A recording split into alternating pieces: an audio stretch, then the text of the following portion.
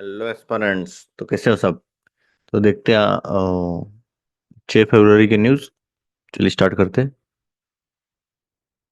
तो 6 फरवरी के न्यूज़ देखते हैं हम अभी। सीधा मेन पेज पर आते हैं। नेविक के बारे में देखेंगे हम। Trump's plan to own Gaza. नहीं। Why temperature at North Pole reach 20 degree Celsius above average. Obviously weather events की why what does Rajasthan bill against unlawful religious conversion से। नहीं। Against his oath justice Shekhar Yadav comments refusal to step back call for SC response. क्या issue क्या है ये?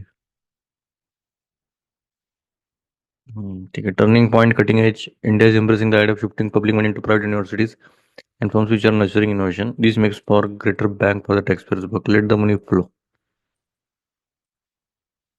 Liquidity in the economy। ठीक है, वही तो चल रहा है अभी। With a squeak,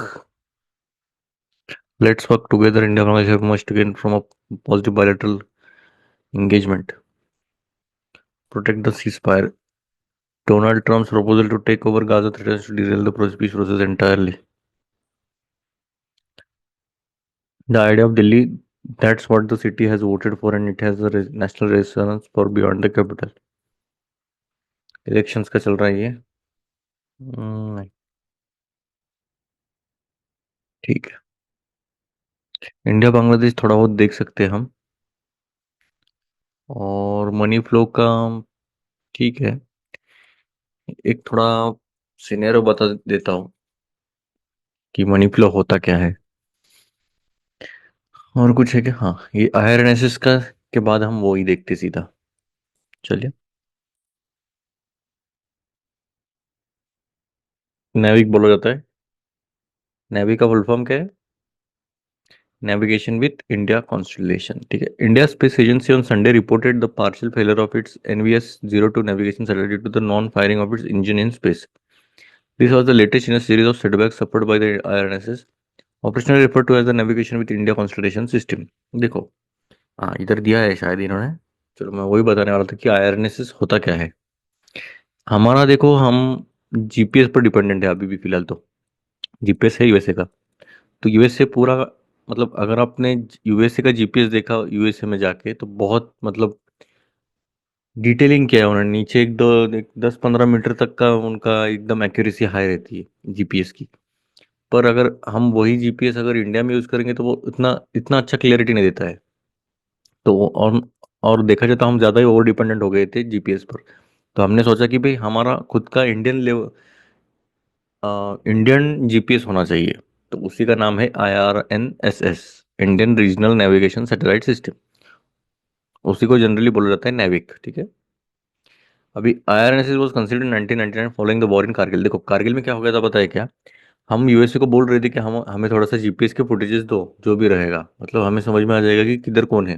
पर यूएसए ने मना कर दिया था तब। और तब हमें बहुत ज़्यादा दिक्कतें करने के बाद हमें पता चला कि हमारे लिए कितना इम्पोर्टेंट है कि एक खुद का जीपीएस होना, ग्लोबल पोजीशनिंग सिस्टम होना। और तभी से लेके हम थोड़े इसमें ही थे कि हमारा जल्दी से जल्दी एक खुद का नेविगेशन सैटेलाइट हो। India and US now cooperate in many fields and Washington has approved the system and indigenous 7 satellite. अभी देखो हमारा जो है ये, हमारा तुम्हें एक आइडिया देता हूँ। ये इंडिया है। ठीक है। रफ स्केच है। इधर 7 सैटेलाइट रहेंगे। ठीक है। और ये सब जो है वो इसके आजू बाजू का 1,500 किलोमीटर पूरा सराउंडिंग हमें पूरा डिटेल में बताएंगे। तो वो है हमारा 7 सैटेलाइट। इसमें भी दो टाइप है, एक डिफेंस के लिए है, एक सिविलियन के लिए। तो उसकी एक्यूरेसी ऑब्वियसली हाई रहेगी डिफेंस के लिए, पर सिविलियन के लिए तो ठीक ठाक है, मतलब 15-20 मीटर तक है। ये सब 10 मीटर देगा। और 2016 में हमने पहला सैटेलाइट IRNSS-1A लॉन्च किया गया था 1 जुलाई 2013 में।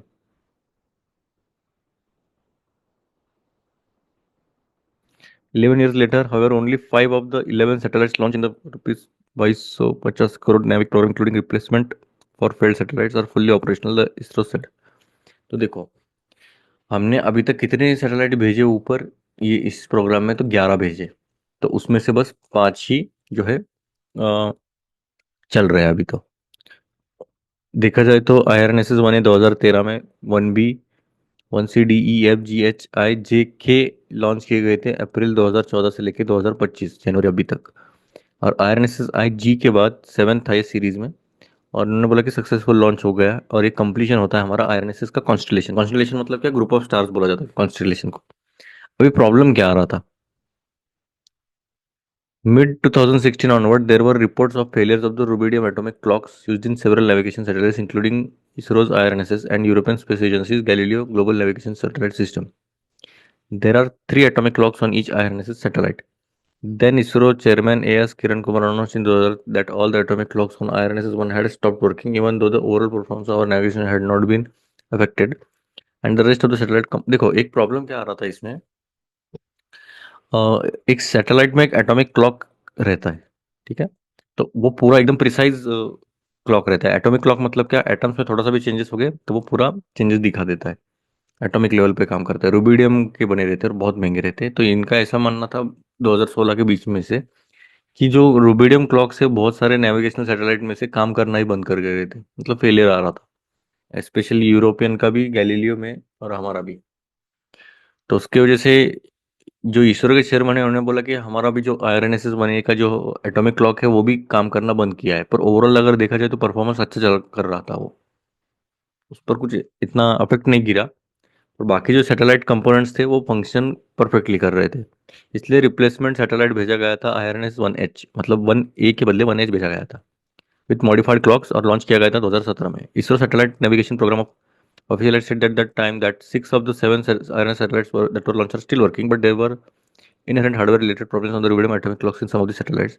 The clocks used in Galileo had developed similar problems. Atomic clocks on four other IRNS 1C D E G also developed problems subsequently. The engine failure on the IRNS 1K launched last month. Six of the were launched. Also, IRNS 1 is launched on 31st to replace the IRNS 1 did not reach the result orbit after hit. ठीक है। तो हमने एक series भेजा था, तो उसके replacement के लिए जिसको भेजा था उसका भी थोड़ा सा ऑर्बिट में, उस ऑर्बिट में गया नहीं वो। तो वो एक प्रॉब्लम हो गया। मतलब ऐसा कुछ ना कुछ तो प्रॉब्लम्स आते गए। अभी जिसके भी रूबिडियम एटॉमिक क्लॉक खराब हो रहे थे उसके बगैर हम फिर से हम एक एक भेज रहे थे। कुछ कुछ जो भेजे हुए थे उसमें भी कुछ कुछ प्रॉब्लम आ रहे थे, ऐसे टोटल हो गए थे 11 हमारे। सो हमारे नेविक सिस्टम ऑपरेशनल करंटली अभी तो फिलहाल के लिए बस 4 ही है फुली ऑपरेशनल है, 1B F और I। The replacement for 1A after the launch of 1H the original replacement failed, मतलब जितना रिप्लेस करने गए वो भी फेल हो गया। 1J भी पार्शियली फेल हो गया।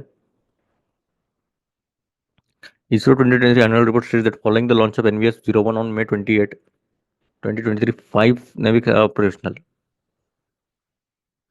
28 मई 2023 को हमारे 5 नेविक ऑपरेशनल थे, 1BCEF-I NVS-01 IJ के, ठीक है।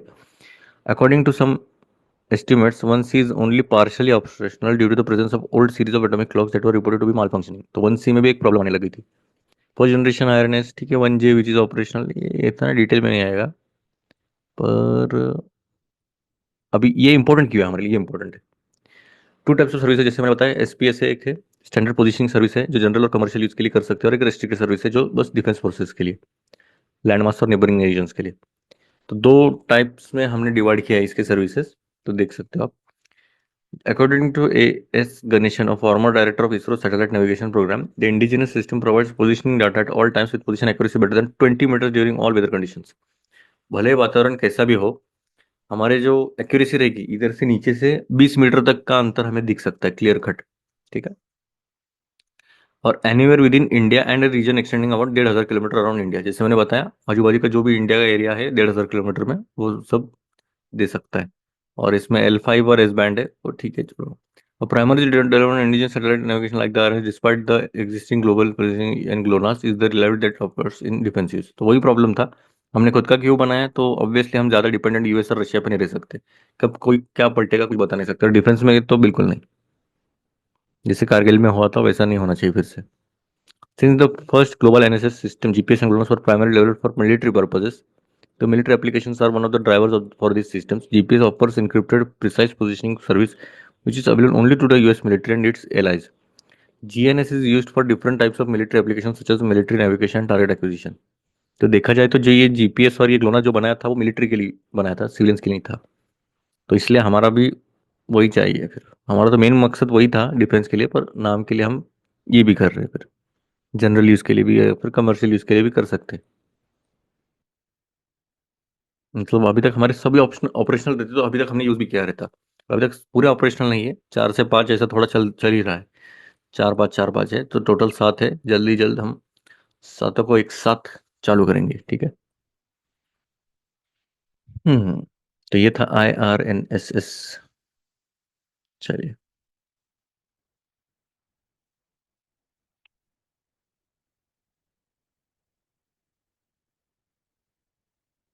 हम थोड़ा बांग्लादेश वाला देखते हैं। चांसेस कम ही है मैं पढ़ूंगा, पर फिर भी एक रफ आइडिया देखते हैं, अगर अच्छा लगा तो हम पूरा पढ़ेंगे। The relation between Bangladesh and India have reached a critical juncture following the ouster of the Awami League regime in a student-led mass uprising in July-August 2024. It seems to me that the Indian establishment failed to anticipate the fall of the Sheikh Hasina government. It is nevertheless necessary to remind ourselves of the common interest and collaborative possibilities between our two nations. Professor Mohammad Yunus, the chief advisor and the head of the interim government, and I are willing to work with due seriousness to build on the positive aspects of the bilateral relationship and pragmatically address areas of tension and misunderstanding. तो ये बोल रहे जैसे इन्होंने, जब student lead जो मास uprising हुआ था, उसकी वजह से गवर्नमेंट को पूरी तरह से, मतलब PM को ही भागना पड़ा वहाँ से।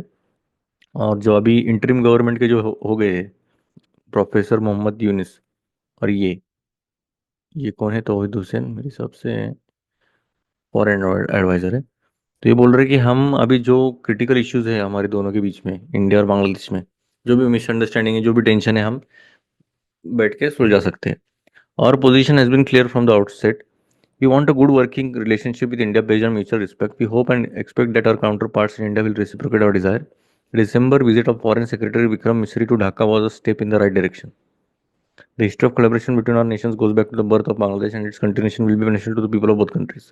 तो ये थोड़ा हिस्ट्री का रेफरेंस देते हैं, क्योंकि हमने जो बांग्लादेश है, तो हमने ही उनको आज़ादी दी है, एक काइंड ऑफ बोल सकते हैं, क्योंकि जब पाकिस्तान अटैक करने लग गया था, क्योंकि वो बात ही नहीं मान रहे थे पाकिस्तान की, तो इन्होंने मना कर दिया था इधर के लोगों ने, और इस पर अटैक करने वाले थे। फिर इंडिया ने पूरा 1971 में वॉर हुआ और हम जीत गए थे, सरेंडर करना पड़ा, और इनको अलग जो है वो कंट्री में बोला गया जाने के लिए। ये अलग कंट्री क्या थी? बांग्लादेश थी। तो हिस्टोरिकली देखा जाए तो इनका बर्थ ही हमारी वजह से हुआ है। तो हमारा बहुत बड़ा योगदान है इनके इसमें। Beginning with the last decade of the 20th century, India has achieved remarkable feats with its vibrant technology sector. अच्छा ठीक है, तो ये उनकी तरफ से बोल रहे हैं। हम थोड़ा कंक्लूजन में देखते हैं। Despite challenges, we have seen some hopeful green shots in the bilateral relationship, such as the recent exchange of fishermen and signing of a trilateral agreement that will allow Bangladesh to access a small amount of clean hydro। अच्छा ठीक है, इनको energy की जरूरत है, fisherman trilateral agreement की जरूरत है, हाइड्रो इलेक्ट्रिक एनर्जी। तो ये सब अगर हम अच्छे से, ये सब पॉजिटिव स्टेप्स पे अगर काम किया जाए, तो हमारा रिलेशन भी अच्छा बन सकता है। Good start would be stopping the practice of killing unarmed residents at the border, और people have too much to gain from positive and pragmatic engagement for us not to see the opportunity. ठीक है। GBS काफी ज्यादा हद तक बढ़ने लग गया है। गुलियन बैरे सिंड्रोम है ये, सीधा दिमाग पर असर करता है। आपकी जो इम्यून सिस्टम है वो आपके खिलाफ ही अटैक करने लगती है, तो ये एक डिफिकल्ट हो जाता है फिर। रिवर फ्रंट डेवलपमेंट हो गया, इसलिए थोड़ा सा ये पब्लिक आउटक्राई हो गया है, और कल ही हमने प्रोटेस्ट देखा था उसके खिलाफ।